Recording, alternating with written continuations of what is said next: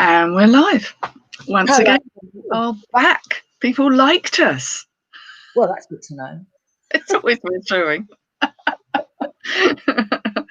Oh yeah, so yeah, we're back in the room with the Witchin hour. To do this again, whatever's happening here, whatever's going to happen this evening. I've all sorts of plans as well. Actually, I had a few ideas of extra bits that can go up on here as well. And I was thinking about doing, obviously not from live, but sort of doing some recordings with maybe some folklore. So going out and about with some folklore and some local history and things, because obviously I live in the beautiful Surrey Hills, and it seems a pity to waste it, really. There's so much that we could do. There is so much, and it's just like, oh man, so many ideas. But it's going to be one step at a time. And I think these kind of live chats are a great way to see what people are interested in. We've got some people in already. We have Glitter Sunflower, who was on time. It's us who was late, because we operate on witchy time. It's always late. Tracy Brown, hello. Rebecca Gilroy. And Christina King. Hiya. I'm having a couple of puffs on a cigarette, very naughty. Very naughty. But I do have a very, very cool ashtray. I don't know if you can see that. Where's the thingy? No, you have to come in a bit. Oh, hello. That's a bit scary. Hey. Got the face on it. It's a metal receptacle. It'll do. Oh, we've got Bert. We've got Bert. Did we get a cat bum? That's usually the way to start a show, isn't it? Yeah, I know. He's showing me a bit in private. Cat bum. Cat bum. Oh, Lainey's in. Hello, Lainey. Nice to see you back again. Hiya. Back in the madhouse. But we do have G&T. Yes, exactly. I thought this week I will, because I felt like I missed out last week. Yes, see, I'm very, very bad influence. That's what it is. Well, I think we're actually quite bad influences on each other, to be fair. Yeah, oh, sorry about the pinging. I think that's something coming on the computer. Oh, it's been a bad old day. Good idea. Cut my phone. Oh, I'm quiet. We have Susan in and Mandy. Hello, Mandy. Nice to see you here. Yes. Hi, Mandy. Yeah, we're all in. I can see the floor in my office, though that's the subject for a different video. But I haven't been able to do that for quite a while. I've been watching your videos, actually. They're jolly good fun. Oh, no, you haven't, have you? Oh, that. Oh, okay. Yes, I find lots of interesting stuff, don't I? You certainly do. Yeah. Yeah. Bit of a pickle thing at the moment, slightly off the witchy subject, but I've possibly got the offer of an awful lot of stock, but I've got nowhere to put it. Oh, no. So I'm casting around like mad to try and see if there's someone who's got a garage or two going free. Is it that much? Going. It could be. I don't really want to take on that much, but anyway, it's someone who's getting rid of all their stuff. So I'll find out more, and I'm going to be in touch with the reselling community on that one. But yeah. Well, that's exciting, isn't it? Yeah, it's all very exciting. Yeah. Oh, in Flipping Fantastic Finds. That's Sam. No, it's not. I keep doing that. It's Kelly. Oh God, I'm sorry. It's the picture. It throws me every time. Flipping Fantastic Finds is Kelly. There we go. It's slapped. Hello, doesn't it? Yeah, Susie Courtley. Angie H. Oh, she's from Ashford. Well, you're not too far away from me. Well, as the crow flies, you're not too far away from me. Driving-wise, probably quite a while. Isn't that always the way down in Kent and these wilds of the countryside? Oh, so if anyone's got any witchy questions, I'm aware that I don't think we got round them all last week, to be honest. No, I don't think we did. And we're here for a while, so we're not going to just stop doing this. This is going to be an ongoing thing. So big questions that may require answering at a later point, we'll make notes on. We put things in the comments afterwards as well, because we'll go back through them and see what interests people and what they want to know about. Indeed. What witchy things have you been up to this week, Becky? Oh, God, I've been doing a lot of writing this week, which is good. I've got 14 books on the go. And I actually sat down. Sorry. Finish that mouthful. 14. Yeah. Yeah. Okay. And I actually managed to get about 5 practice done this week, so that's really good. So I'm chuffed about that. So I've done that. I've been sanding down some wands. Like you do. Oh, here we go. Look, we have a Bertolf. Bertolf of the bum. Yes, I've been sanding down some wands. What else have I been doing?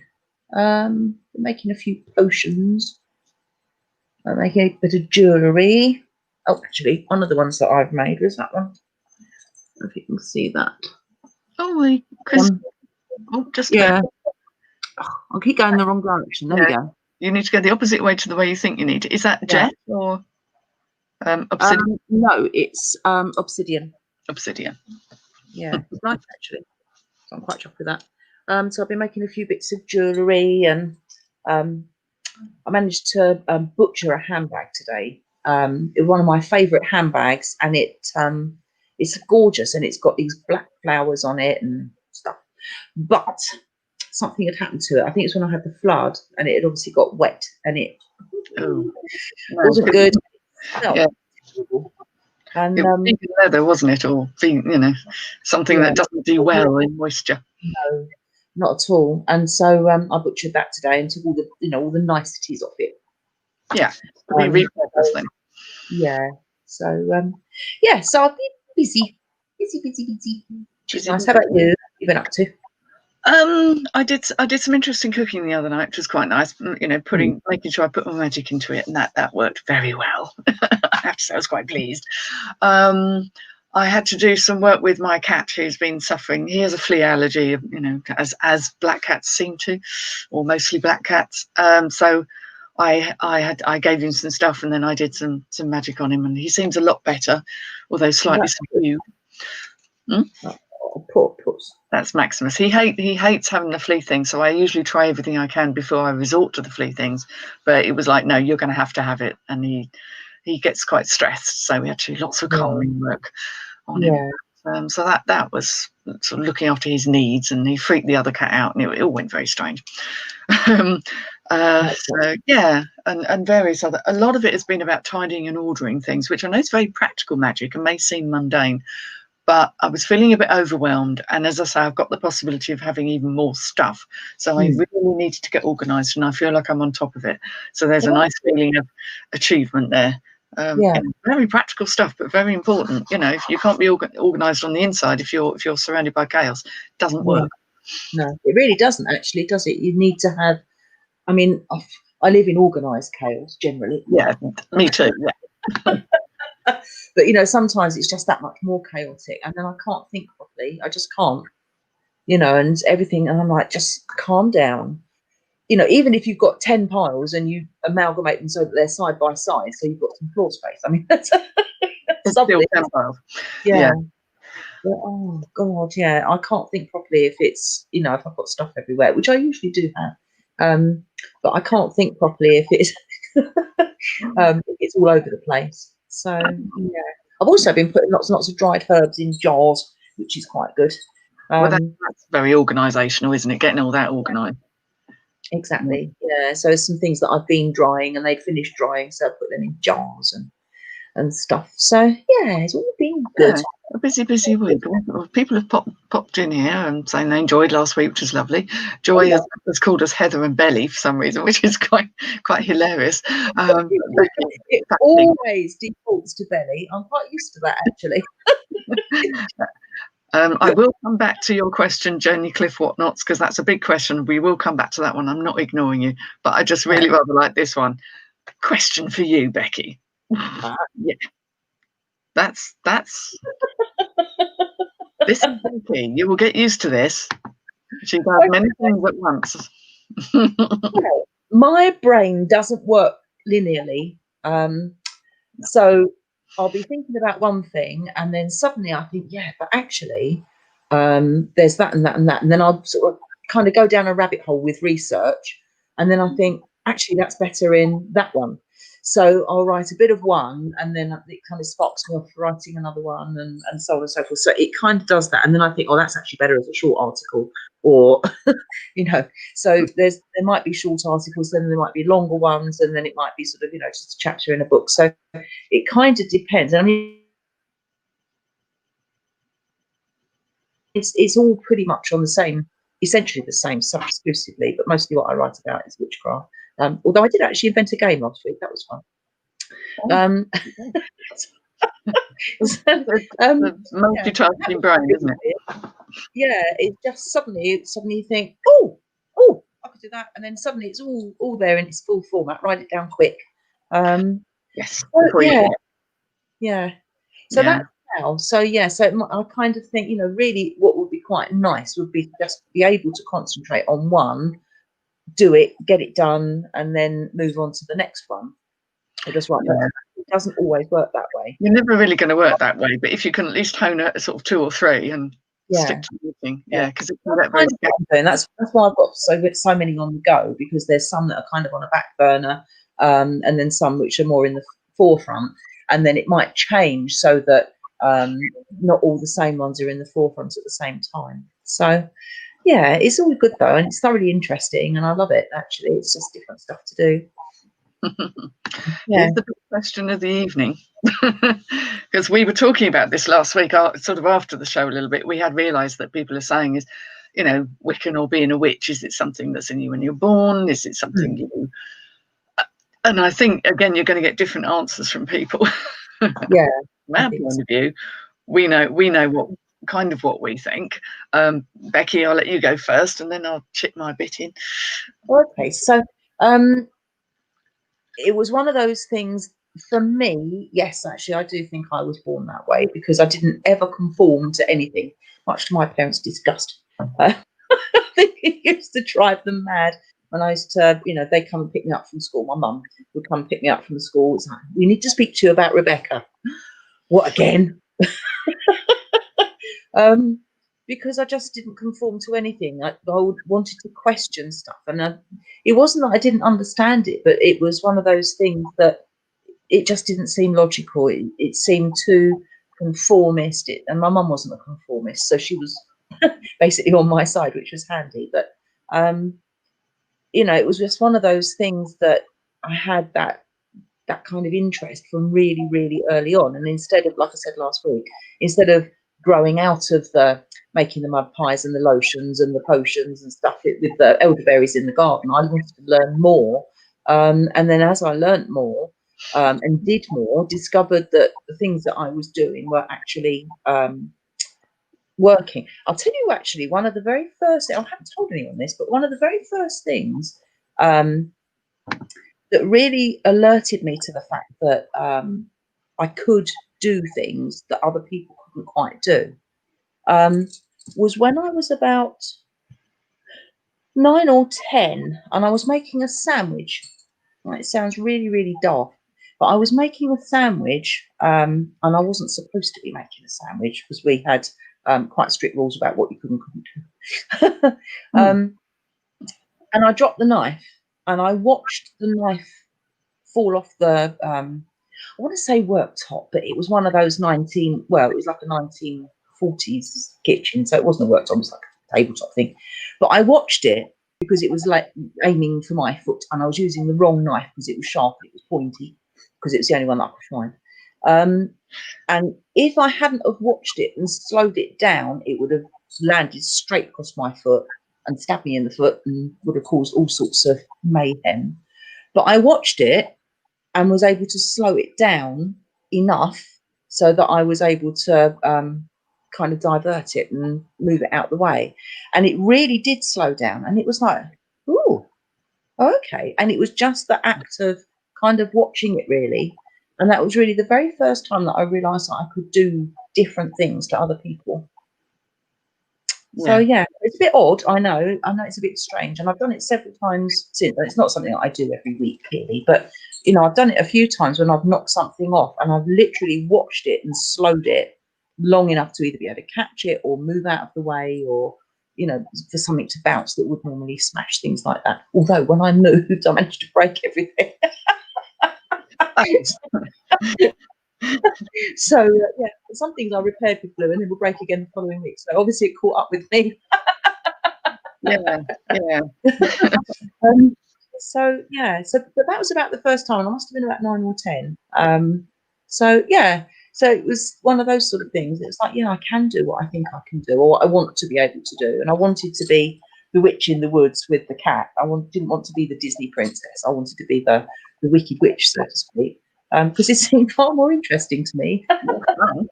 More fun. Yeah, much more fun. Yeah. So, and you? Well, again, not so entirely dissimilar. I always felt very connected to the moon. I used to spend a lot of my childhood watching it. I used to spend a lot of my childhood in trance states, sort of wandering off while simultaneously listening to things that were going on, and I just thought everybody did that. I thought that's how you pass time on a train ride. You went off into a trance, and then that was it. People don't generally do that. Oops. And also, it was things like being able to mess around with the weather. Yeah. Just on small scale, but just absolutely being determined that I was going to go out without a coat, that it was not going to rain. And that odd moment when you look up and realise that, yes, there's a bit of blue sky above you, but all around these clouds, kind of like an audience, is like, yeah, okay, that's quite interesting. And it was that sense of, I can't always control everything, because you can't. That would be wrong, and that wouldn't be the way the universe works. But just that feeling of what I think does make a difference. If I put my will, which I have a considerable quantity of, in the right direction, in the right frame of mind, stuff can happen. Yeah. So I sort of realised that, although it wasn't by any means a given that would be the case, that it was possible, and that it wasn't just wishful thinking, it actually happened. So and several incidents throughout my sort of childhood and early teens where I thought, I just knew. It's like, why doesn't everybody know this? It's obvious to me. And I still get that these days. Like, it's so obvious. Why don't people see it? I wouldn't have known. At that age, I didn't know what a witch was, or other than the very fairy tale version of it, which wasn't very fun, or a constructive role model.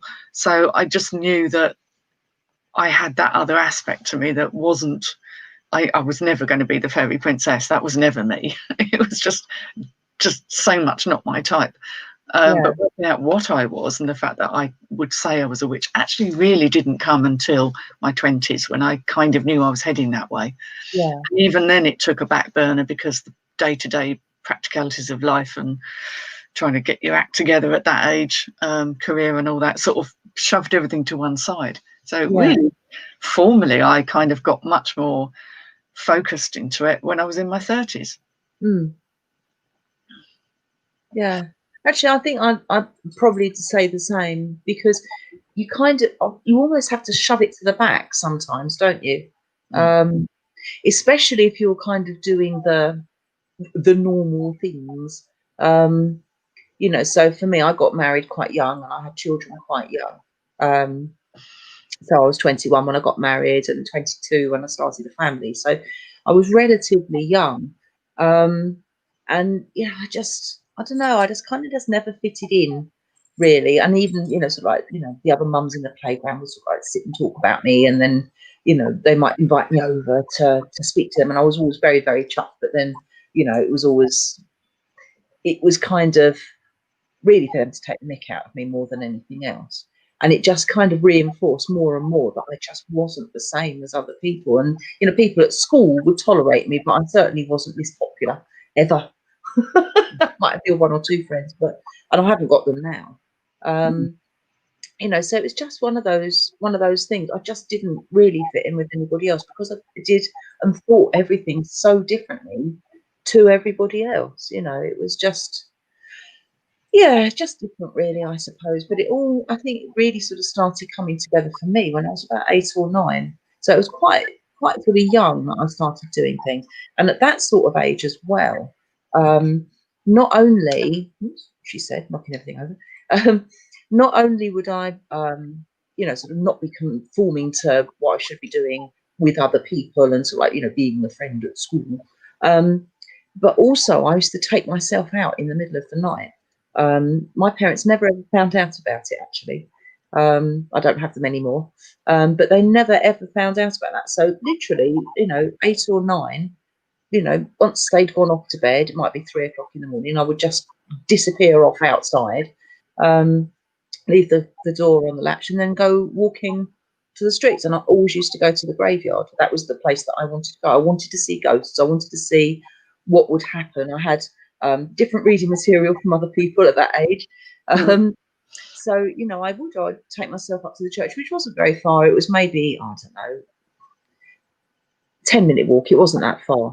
And see various animals on the way, foxes and hedgehogs and stuff. And then, I'd talk to them on the way there and go and see if I could find some ghosts, and then be a bit disappointed and wander home again. And then thankfully we hadn't been burgled while I'd left the key, the door on the latch, because I didn't have my own key. Thankfully we hadn't been burgled, and I'd just get back into bed and go back to sleep, get up and go to school. So, I used to do things like that, and it's not the sort of thing kids do. And my parents would have been horrified if they'd known that I did that. And if my kids had done that when I was a mum, oh God, that would have horrified me too. So. Well, you're best not to know, I think. Jenny Cliff has actually said that we've actually described her wife, the thing about seeing things differently. I think there are a lot of people in the world who are like this, but in terms of population, if you go into the psychology of it all, the kind of personality types, it is a very small percentage. So meeting other people with the same mindset is actually quite a rare thing. Thankfully, with the internet and stuff like that, it is easier to start realizing you're not the only person. But when you're that age, you almost think, am I the only one? And what the hell does that mean for me as a person? If your entire family don't get you, mine still don't. Even though now I've explained, but there's just no way they're ever gonna see things the way I see things. And I'm okay with that now, but for a while it was a source of concern for me, and like, well, why can't I just be like everyone else? Because it just doesn't work. I have to be true to myself. I'm not hurting anyone else. But I mean, if your missus, if your wife is very interested, I mean, you say Wiccan. I mean, Wiccan is just another term which is used more for the kind of religion form of being a witch. It's semantics. They are slightly different things. But if she has that connection, then there are many sources and pools of information to draw on, and ways of being with that, which is absolutely, if that's who you are and that's in tune with who you are, that's absolutely fine. But I'm glad you've so much easier now. 50 years ago it wasn't like that. You didn't have the internet and stuff, whereas now you can connect with people that are the same as you. Even if there's only one per county, or 20 in a country, at least you can connect with them to an extent. So it does help. I need to put glasses on. I can't see a flipping thing. Glasses on. Glasses on, glasses off, glasses on. Yeah. There we go. That's what she's saying. Yeah. I'm glad she's watching. Hello, Mrs. Jenny Cliff Whatnots. Love that name. That's good. Well, of course, Mandy knows me of old from the reselling community, but yes, this whole thing of portraying witches as nasty has a long, and there's a history behind this, isn't there? Where, oh dear goodness me, it's easier to demonize something and say it's a bad thing and witches are bad, because that's people understand that and they just go with it. They don't question. Some, like witches are people. Some are not your flavour, and others are lovely. It's just how it works. Yeah, very true, very true. It is one of those things, though. It's disliking the unknown, isn't it? It's it's demonizing as well the unknown. It's that whole thing of like, we don't understand it, therefore it's bad. I mean, it's easy. Electricity is perfect as an example. People didn't understand electricity at all. Electricery. And they did. They thought it was, sort of from the devil and demons and all the rest of it. And, because they didn't understand it, And I don't think it's even fully understood quite now, is it? But it's understood, and it's it's one of those things, and it's jolly useful. When they first invented was it the steam train? Certainly one of the steam engines. And they thought that nobody could go more than 4 miles an hour because they might implode. Do you remember? But you can go a lot faster than that on a horse, and I've never seen anyone explode on a horse. Well, no, I haven't.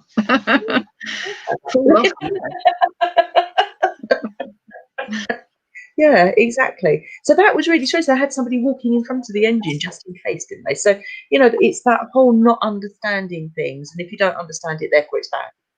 Exactly. It's bad. I was interested in an article I've got for Bert. Here he is. Oh, Here he is. Want to say hello to Bert? Oh, let me just get us out of the way. Oh, hello, Bertie. Feel it. Yeah, it's always the other way for the way you think. He's not happy.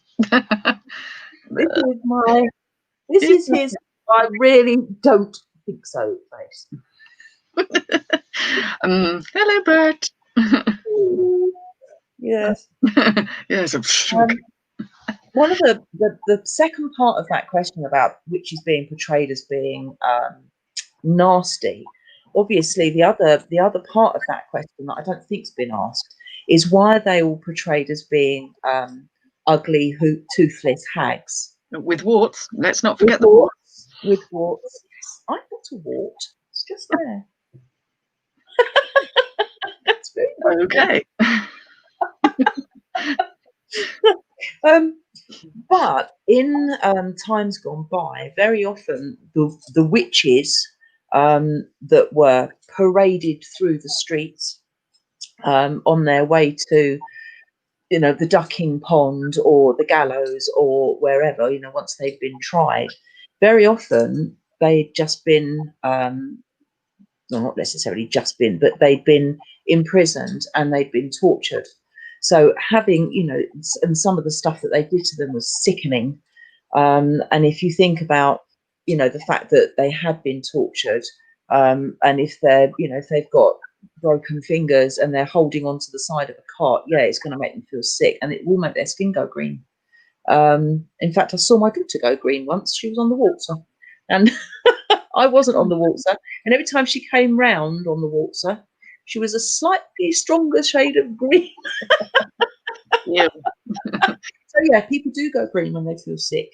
And sort of losing teeth would be part of torture, and losing their nails would be part of torture, and their hair and all things like that. So this kind of like toothless, green-skinned hag, they're going to be depicted as that because that's how the crowd saw them. And actually that's really sad. They're sort of jeering this poor tortured person, not necessarily women. They're jeering this poor tortured person as the witch, and look how ugly she is. But to be honest with you, I don't think most people would come out looking all that great. No, you're quite right. There's a whole thing, isn't there? Yeah. This is a neat question from Charlotte. I've got a couple of friends that are pagan. Is this the same? Well, I would say all witches are pagans, but not all pagans are witches. Paganism goes very broad, and that covers things like druids and heathens and people who are into the Norse aspect of things, and it covers many things, and kind of witchery in all of its formats, which includes Wicca as well as hedge witchery and what have you, kind of comes under it. The sort of pagan beliefs are much more broad and individualistic, perhaps, in what people think. It's more about connecting to nature and the spirit of nature. And then you get people who have their own little niches and specialities within that. It's like all resellers, right? One for the reseller people. All the resellers are all resellers. Yeah, that's what we do. However, some people are into games, some people are into clothing, and other people do retail arbitrage. So it's a bit like that. Yeah, probably now, really. But yeah. Yeah. So not necessarily. No, it's a good way. Yeah. Mm-hmm. It's the age question. A lot of people assume it's one and the same, don't they? But as you say, it's a big umbrella, really, and of course you've got lots of different bits underneath that umbrella, haven't you? Exactly. Yeah, there are many sort of flavors within any aspect, and there's many flavors within people who are pagan. This is my friend Susan, so she's I think she did tell me this, actually, named after a great grandmother who was apparently this thing about calling people white witches is kind of because what else are you going to call them? It's supposed to mean that they're good witches, but of course all witches are just witches, and one would hope they're all good. Yeah. People will come from far and wide to visit her, so she obviously had a reputation and possibly healing much more than anything else. Healing sort of was the major thing, wasn't it? Very much. Yeah, yeah. And of course, in agricultural communities, obviously they would be asked to help with good crops and good animals and strong live animals in lambing season and calving season and whatnot. So yeah, so they were used for those kind of things too. But they were very much sort of picked and chosen, weren't they? It's like, well, today she's good because she's going to make sure all the lambs arrive safely, and tomorrow she's really, really bad because we borrowed a pin from her. We borrowed a pin, and now little Johnny's not feeling too good, and it must be nothing. So it's almost that people find it so much easier to believe in the bad aspects than the good ones. There's always that thing of curses and hexes and that. Yeah. But they don't believe in magic, but they believe in bad magic. Yeah, it always makes me giggle, really. Lots of people say that, it's like, oh, don't believe in magic, but then they'll have a birthday and they'll have a birthday cake with a candle on the top, and they'll make a wish when they blow the candle out. Yeah, candle magic 101. So true, though. We know a book about that, don't we? What? We know a book about that. We do. Yes. We know yes. Yes, there's some very, very good books out there. Some at a very introductory level, and others for perhaps a slightly more in-depth look at things. But there's so much information. I mean, now you've got the internet, you can find almost anything. But I know when I started out, I had to go into these funny little bookshops, and I still like those funny little bookshops. You can go in there and loiter, don't you? And you try and sort of hope to see someone interesting or find something on the notice board. Like that was how people got in touch with people, on those little notice boards. That's right, it's amazing. Whereas now there are forums and groups and online moots, and there is so much, but maybe it's overwhelming for some people to know where to start. I think a moot is probably as good a place as any. When we're not in these strange times of not actually being able to physically meet. Yeah, it's a funny thing though, isn't it? Because knowing where to start when you've got no information is almost as daunting as knowing where to start when you've got an overload of information. Yeah. Because it's not being able to see the wood for the trees, isn't it? But I suppose with a Google search, if you sort of, but I suppose again, you type in magic or you type in witch, you're going to get so many different hits, aren't you? It's just crackers, really. Yeah, it's too much. Yeah. Overload.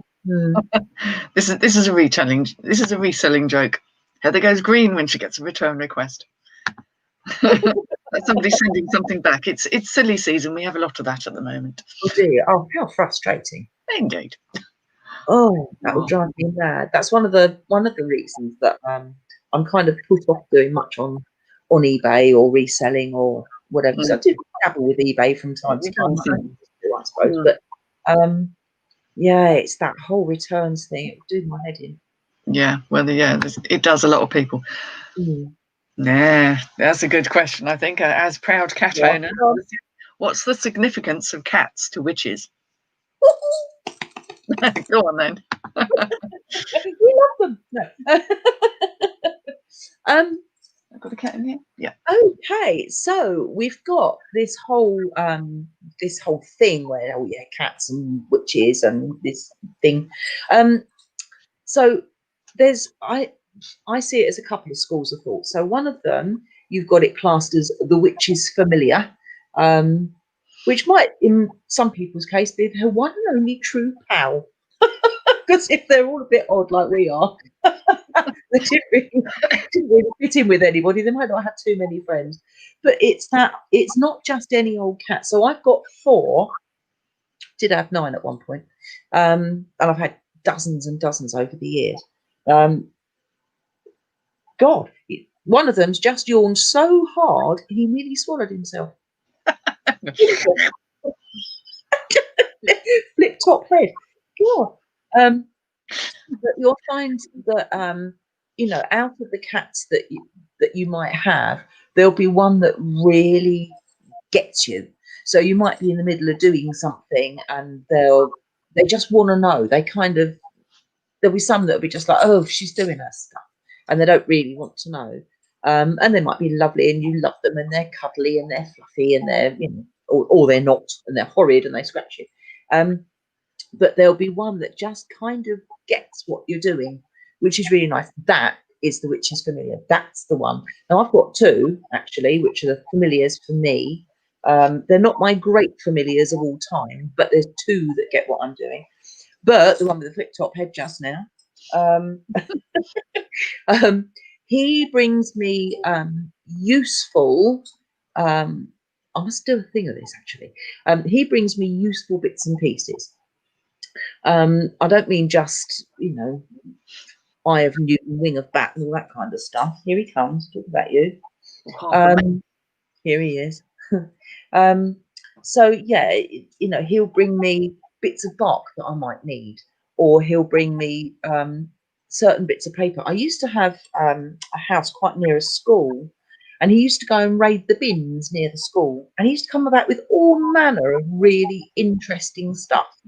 And when I started writing first book, I think it was, it's quite a long time ago now, he brought me home. It was obviously some kids' homework, but it was literally the first day that I'd started writing. And on this piece of paper, it said, was it good writers or good authors? Either or. Good authors use interesting words. Good authors use good grammar. But, well, thank you very much. That's really helpful. No, that was the first day that I started. And then another time I was running a moot, and I had a particularly difficult lady that used to come to the moot. She was quite challenging, and she'd been particularly challenging this day. And I got home to find that Bert had obviously raided the bins again, and had brought in through the cat flap a Starbucks coffee sleeve and a packet of Rizzler papers. Yeah. Cup of coffee and a fag. Thank you very much. What's needed. So yeah. So he'll bring me sort of sticks and bits and pieces as well, and I do artwork and stuff with them. The other thing as well is the other cat that I have, Barney. She's also what I class as a familiar rather than just a bog standard moggy. And if I'm doing any form of ritual, or if I'm doing spell work, or if I'm making up some potions and stuff, she'll be wherever, and she'll suddenly have to be in the middle of it. She just needs to know what you're doing, why you're putting that in there, does my paw fit in that as well? And she's a nuisance actually, but she just wants to know. And I could be, making dinner, she's not in the least bit interested, but as soon as I start doing some magical stuff, she's there because that interests her. So yeah, and of course the other thing is the shape-shifting thing.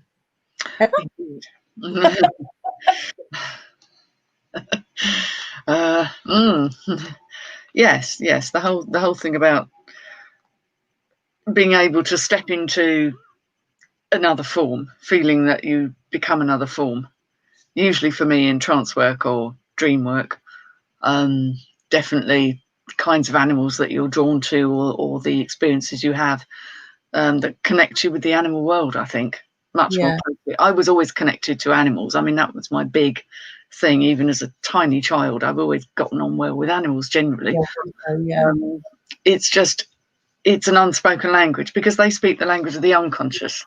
They're not consciously thinking. They are completely in the present moment. And they do tell you. They have their ways of showing you what they want, what they need. And I mean, cats are notorious for being standoffish and perhaps aren't quite as needy as your average dog, but they do have needs and they do communicate too. But that feeling of what it is to be feline, or to feel like you're feline and connect with it, it's quite interesting.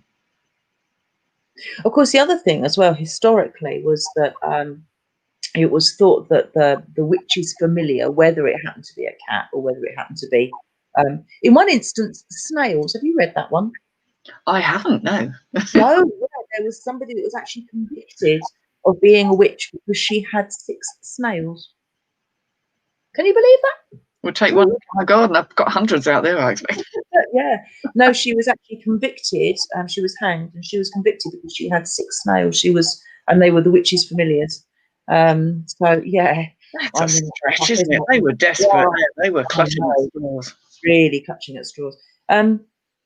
But yeah, and it was thought that that the animals could shapeshift, and that actually the animals were either the devil himself, or the messengers from the devil, and that's how the witches communicated with the devil, and so on and so forth. So yeah, that's another thing with familiars, be it witches or be it snails, or anything in between.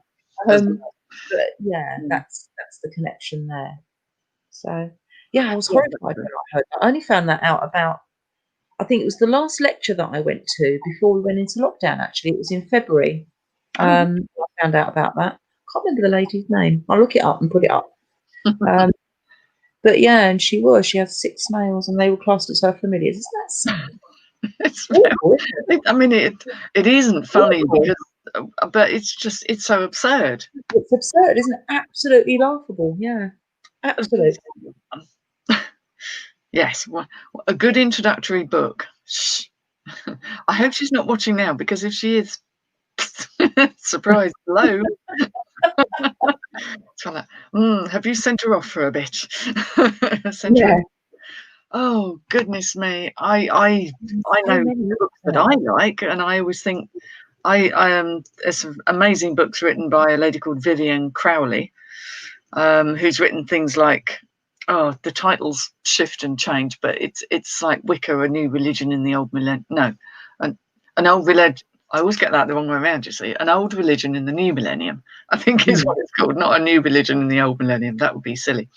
But she's a very good source of kind of a traditional approach. But then that's kind of one approach. But some people find that things I really first leapt onto this and realised where I was coming from when I read a book by a lady called Starhawk, because I found the book in a secondhand bookshop in San Francisco many years ago when I could travel, and read it twice on the plane on the way home, because it was like, holy cow, this is exactly what I know. Yeah. But you may find that the best thing to do is to take when this silliness is over and we can travel again, take her up to London, go to a lovely bookshop called Treadwell's or Atlantis Bookshop. Yeah, either or. And let her have a good route, and then she will find the right book for herself. Take her for a day out and lunch, obviously, and probably cocktails too, and let her choose. Yeah, that would be a good day out, wouldn't it? Oh, how lovely. Yeah. I suppose it depends on whether you want something that's quite, I don't mean any disrespect by this, but something that might be a bit more simplistic, or something that's a little bit more in depth. Because obviously Vivian, she's quite in depth, isn't she? But then you've got somebody like Rachel Patterson, and she writes how she talks, basically. And as I say, I don't mean simplistic. I don't mean any disrespect by that, because they're great books. But it's how it is, and it's kind of day-to-day stuff. And it's more, it is more easy to relate to, depending on where you're coming from and how much you've read. Yeah, it does. But there's so many authors out there. That's the thing. I think one of the first books I read was Hedge Witchery, and that was Ray Beth. Yes, that was one of the first ones that I read. Yeah, and I enjoyed that. That was really good. But I found better ones that suited me afterwards. It's the beginning of a process, isn't it? That's the thing. We've got lots of books now, haven't we? Yeah. And they're good for dipping them out of all sorts of different things. One of the books I found very useful, and I'm wondering, I should bring it and put it on next time. I can't remember who it's by, but it was literally called The Wheel of the Year, and it explained that whole changing of the seasons and how to work. Ellen, somebody or another. Ellen, what's her name? I don't know. I'd lent it to my son for a while actually, and he kind of pumped a load of my books out of his room when it was done up and said, "Oh, I don't need this anymore." I'm like, "You fool!"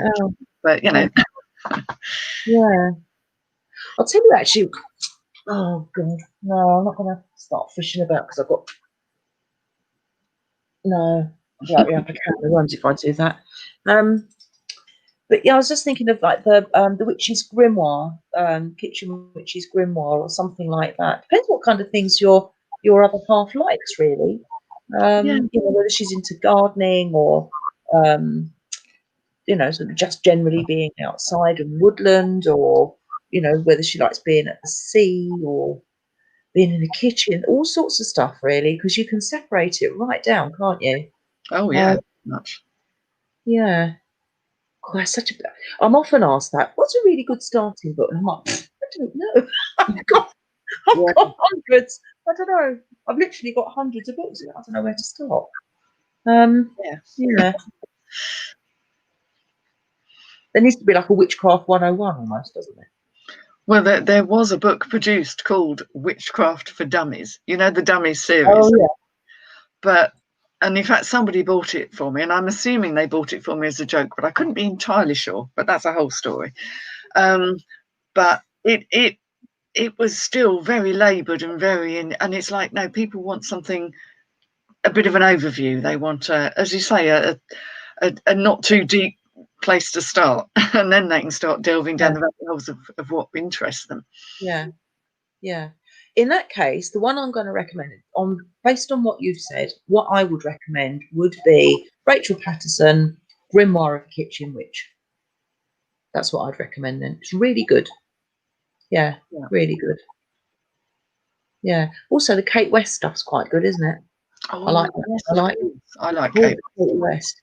So she breaks it down quite neatly too, doesn't she? So you've got the Witch's Handbook.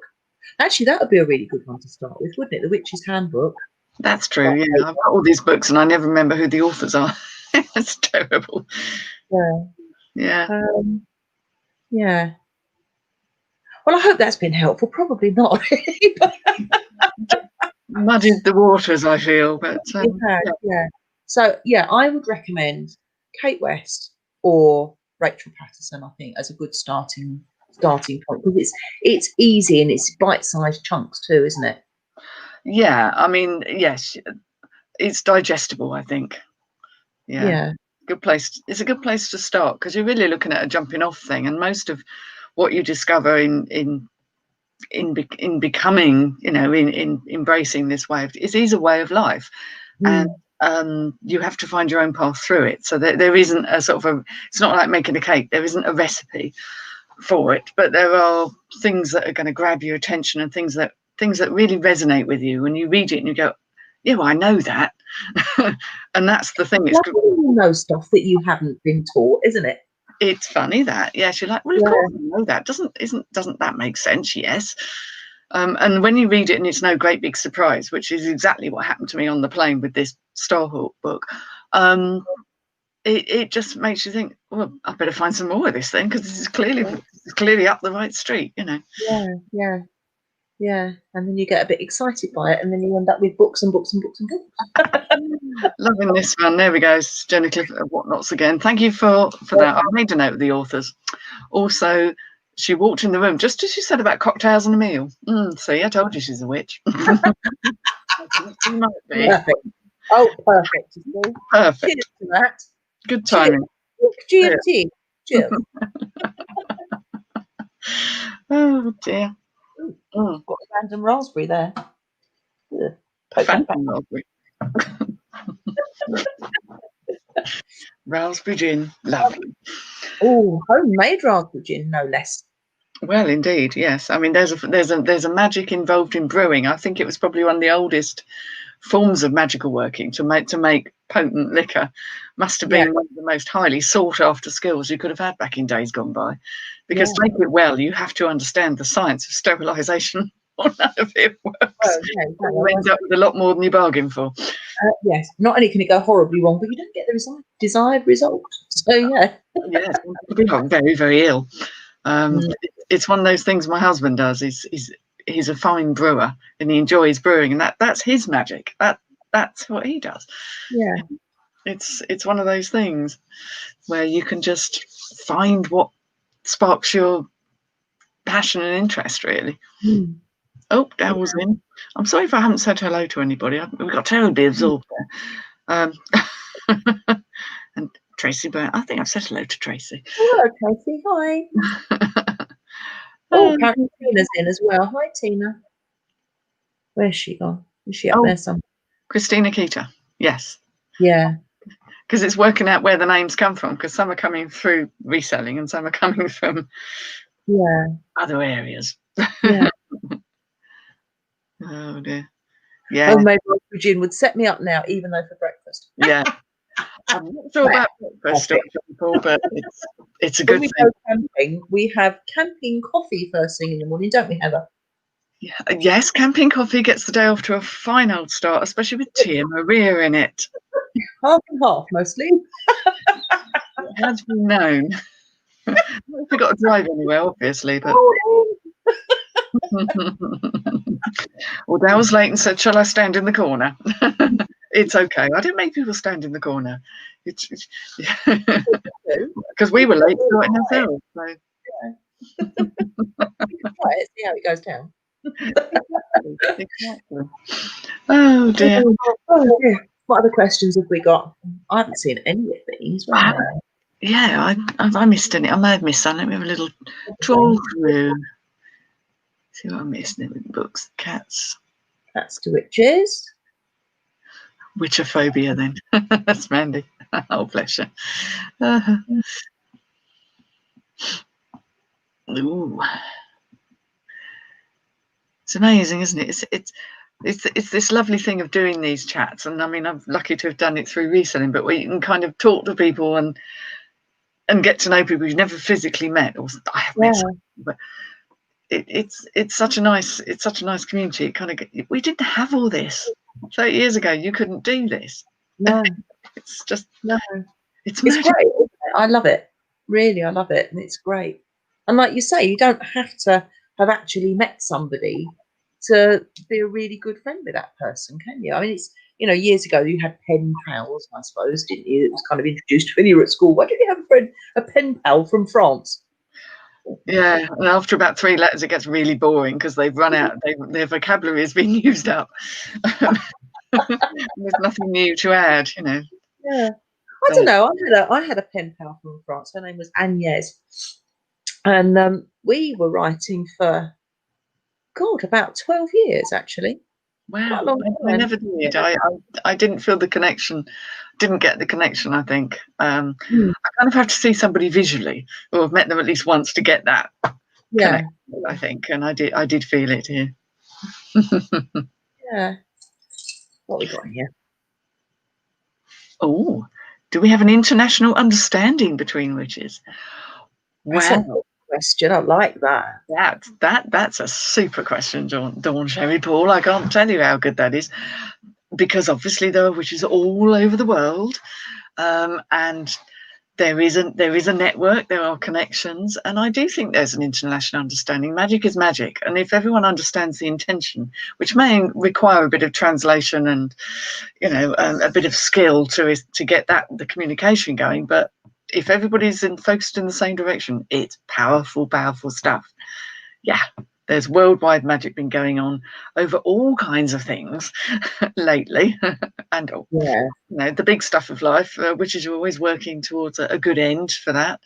And that will happen in whatever language. I mean, to hear somebody, for example, to hear someone in Italian or in Polish drawing up the quarters or making some glorious invocation, you feel it. You may not know exactly what they're saying, but my God, it's beautiful.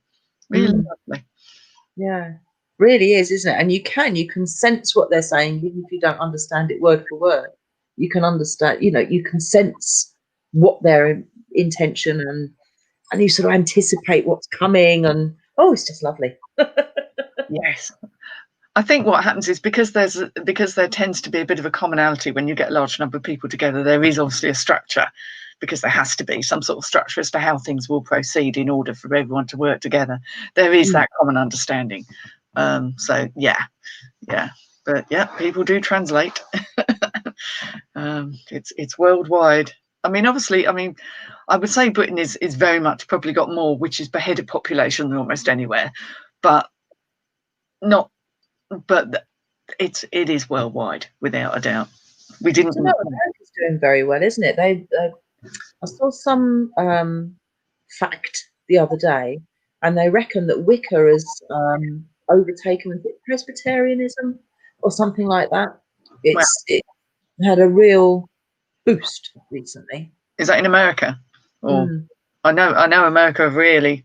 It's become a lot more. I won't say mainstream because that sounds wrong somehow, but it's just become. It's really been growing. But in exactly what format, I'm not entirely sure, because again, there are many forms. But yeah, I think that they're much more upfront about everything, aren't they, in America? It's all out there and in the public domain. We're a bit more. I agree with that, because you end up with the Bible Belt, don't you? So you've got lots and lots of people that can't speak up because of the Bible Belt and anyone in the South. I don't think they're quite upfront. They like everyone else to believe.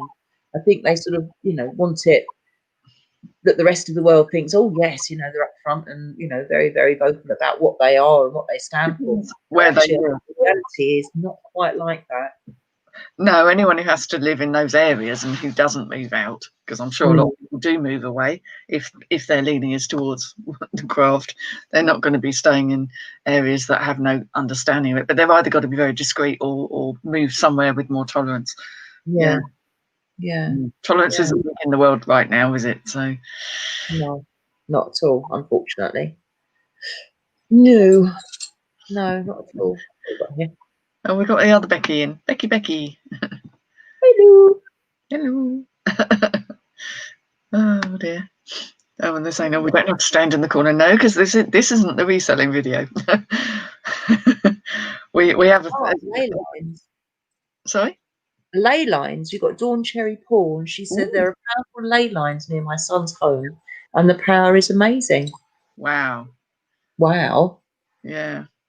I'm fascinated with ley lines. I don't know much about ley lines, actually. I've got a couple of books on them, but I really struggle with them. It's obviously something that doesn't sit properly in my head. I don't know why, because I've read them a couple of times. Well, tried to read them a couple of times, and it's just not sat where it should do. And I've got particular reasons for wanting to understand and learn about ley lines, because I've got some woodland, and I have a feeling that it might actually be on ley lines, which is why some of the area of my woodlands behaves how it does, which is a bit odd. The woodlands, is a bit odd. So I have a suspicion that that's that. So I don't know much about ley lines. I wish I did, and I wish I could comment much better on that, because I think they're fascinating. I just don't. It's not something that I understand properly. Yeah, I'm not particularly fond. I went through a phase of reading about all these sort of things, as you do, grabbing every book on it, and then a lot of it didn't really stick, I have to say. But the sensation of walking somewhere where the energy shifts and changes, that visceral experience I will often have. And when I was in my late teens, early 20s, I went to Anglesey. That fun off the course of the bit of Wales off the top. I went with some friends and we went camping, and they had some dowsing rods with them. So I had to go with them, and I got such strong reactions off them. And then that night there was a very, very bad storm, and we were in one of those big frame tents, the really old-fashioned, proper retro vintage jobs with a big frame tent, and sort of woke up in the middle of the night with literally the thing had come down and literally gone into the ground about 6 inches away from my chest. Wow. We kind of packed up and said, I don't think Anglesey wants us here. I've never been back. Never been back. It was like, it was a very odd place. I got some very weird vibes off that place. Yeah. I've wanted to go to Anglesey for donkey's years. I've never actually been. Yeah, it'd be different now. I'm a hell of a lot older and a lot more less likely to be spooked by such things. And I don't know what, I must have done something that was inadvertently out of line somehow. But yeah, you know, it's I do find it fascinating, the idea, the whole dowsing thing as well, because I'm obviously those of dowsing. I quite like doing that, and I've had good results. But as far as ley lines specifically are concerned, I can't get the information to stay in my head. I don't know why. Maybe it's just not meant to be there. Maybe. For you know, or for me, because I don't. I remember them drawing all sort of lines saying they go through all these churches and these, because the churches are often built on groves, ancient sites, and that's why there are yew trees in the church grounds and things like that. And often ley lines would run through a lot of these big places. But beyond that, yeah, don't really know. No, I ought to know more about that. I kind of feel quite ashamed that I don't know, but I just genuinely have tried, and I can't stay in my mind. It's really odd. We can't know everything. That's for sure. Even though we'd like to. Gosh, wouldn't that be lovely if you just knew everything? Oh yeah, well, mental overload. There we are. So Tracy says she's got Americans in their group, and some are in the broom cupboard due to hate ignorance. So yeah, it's not an easy time to be different. It's not a good time to be different right now. Yeah. Oh, cool. So Becky's off to Royston on Friday to look for ley lines. Brilliant. Oh, right. Oh, interesting. Yes. This is Lania. Yeah, she's not sure. Yeah, that's it. I think that whole thing about what you feel and what you believe is entirely personal and entirely up to you, and it changes through life as well. But I mean, it's a pretty darn good code to live life without hurting others and help if you can. And I having known Lainey as remotely as I do, in other words, not having met personally, but you certainly do that, Lainey. So yes, very, very generous with her time and her helping other people, without a doubt. Right. So sorry, I've missed something here. Ooh. Yeah, Lainey said she's found a new love for ducks and bees. She's been photographing. I've seen all these wonderful posts that she's done. Very good photography, by the way. But it's lots of things like little bees and birds, and she's really connecting back with nature, because for a long while she wasn't able to go out, and when she could this summer get out, it's kind of like a whole world has opened up. It's wonderful. Yeah, I think that's lovely. Therapy of nature. Can't do that. God. Oh, we've got Susie. Hi, Susie. Lives about 900 feet from the Buckingham Palace ley line. These major ones are quite wide and difficult to live on. That's an interesting concept, isn't it? Living on one and finding it hard to live on it. Because if energy is flowing, then that's a real state of, that's not a settled state, is it? That's kind of like being bounced around in the middle of a river sort of thing. Yeah. Oh, gosh, yeah. Yeah, that's an interesting concept. Into the ley lines, yeah. Area of research, another rabbit hole to disappear down. I've read a new book now. Oh, yeah, someone who can actually explain it in readable. Yeah, that's for sure. Yeah, ley lines for witches that don't quite get it. That's quite a good book title, isn't it? Catchy? No. It's not catchy, that one. It leaves you desired. Oh dear. So Tina said she's got a family from Arkansas, and I don't know her. She messaged me a while ago, and she can't speak to anyone there. So presumably that's she hasn't got any contacts that she can talk to about. I mean, Arkansas is quite out. That's back in the back of beyonds, isn't it? It is, yeah. I could be being horribly ignorant here, but it's yeah, it's not easy if you haven't got anyone to talk to. So if she can get online, that will probably help. Yeah, that's the thing, isn't it? Getting online, especially now. And it's so easy to do, isn't it? Compared to, I mean, even compared to 10 years ago. You know, because most phones can do it, and you know, the old tablets and whatnot. It's just simple.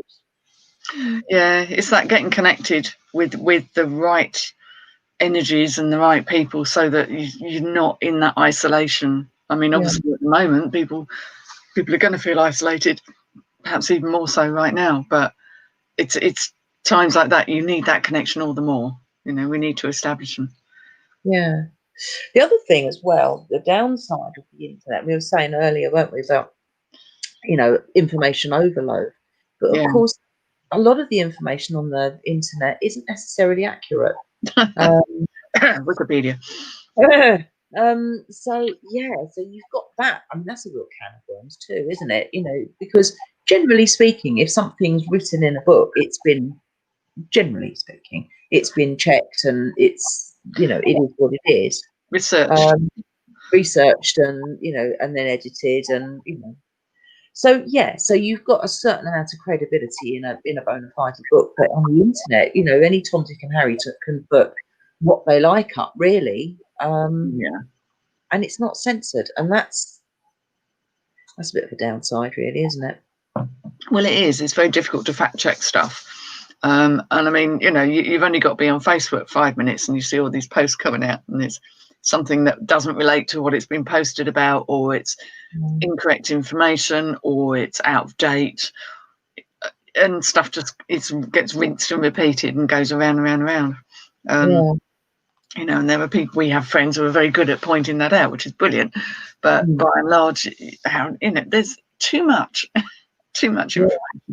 Yeah, definitely that overload. Yeah. Peer reviewed. That's the word you're looking for. Yeah, peer reviewed. Thank you. Yeah. Well, we've gone past the hour. We have. We've got 36 people watching us. So if you're one of those 36 and you haven't said hello to you, and thank you for joining us all. I hope we've managed to answer some of those questions. Now, I think what we're going to be doing is this witching hour may move to its correct home, which will be on Becky's channel. Okay, so I've set up a channel on YouTube, and it's the same name as my Facebook. It's the same name as my one of my Facebook pages, which is called The Witches In. So that's The Witches plural, with an apostrophe after it. So The Witches In, I-double-N, so like a pub, if you like. The Witches, the pub belonging to the witches is what you're thinking of. And I have a Facebook page of that name because I run a moot of that name, moot being a gathering. And so I run that, and then I run a page alongside that, which has become quite popular, which is nice. And a young techie friend of mine who's about 20 said, you should have everything the same name on all your platforms. So I thought, well, that makes sense to me. So fair enough. Saves the dilemma of what to call it. So we're going to be running this, aren't we? I hope, Heather. Yes.